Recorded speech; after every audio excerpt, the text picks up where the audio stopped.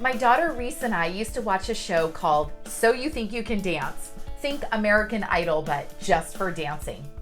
And this one particular season, at the end of nearly every single performance, there was this one judge who started off her feedback with, "Oh my goodness, you're just so naturally talented."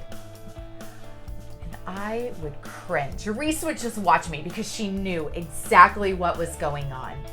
When we hear this expression, "Oh, you've got such natural talent, you're so naturally gifted," it assumes that you're there only because of some sort of gift that you've received. So when I would hear a judge say this, I'm like, you're missing all of the hours and years of hard work that this performer has put into this particular performance to get them there.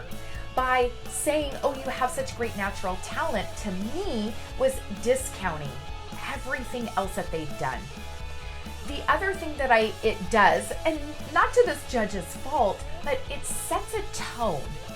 It creates an assumption that unfortunately so many people out there then believe the only way to get to the top is I've had to be born with it. And I see this not when we're talking about art and dance. I see it in almost every single thing in the corporate world. Whenever I'm training on emotional intelligence, I hear it. "Colleen, I'm just not naturally self-aware. I don't have great self-management. I can't really read people. I wasn't born with that." I hear it when it comes to communication. And I absolutely hear it when it comes to executive presence, or what I like to call your X factor. "Colleen, I'm not born with all of these things that are going to allow me to have this great executive presence.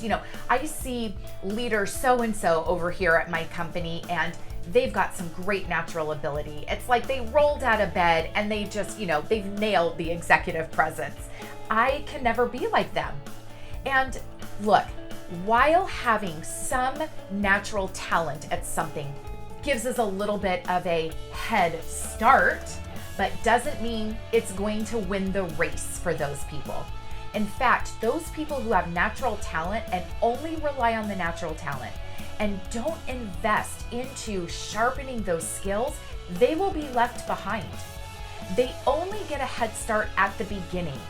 The people who really, really rise the ranks into leadership or whatever it is you want to do by exhibiting this executive presence, you may have a slight delay in the start if you don't have the natural ability, but it is a skill that you can learn and continue to improve on. So today, I encourage you that whether it's about your X factor, executive presence, or anything else that you're trying to do, where you are catching yourself saying, "Oh, I don't have that natural talent. I wasn't born with those skills. I'm never going to be there." I'm going to really encourage you. In fact, I'm going to challenge you to put a little block on that, a little wall, and say, "No, that just means I didn't get the head start, but what am I going to do now to go learn that skill? What am I going to do to outpace somebody who is over here with that natural talent and isn't continuing to sharpen those skills?"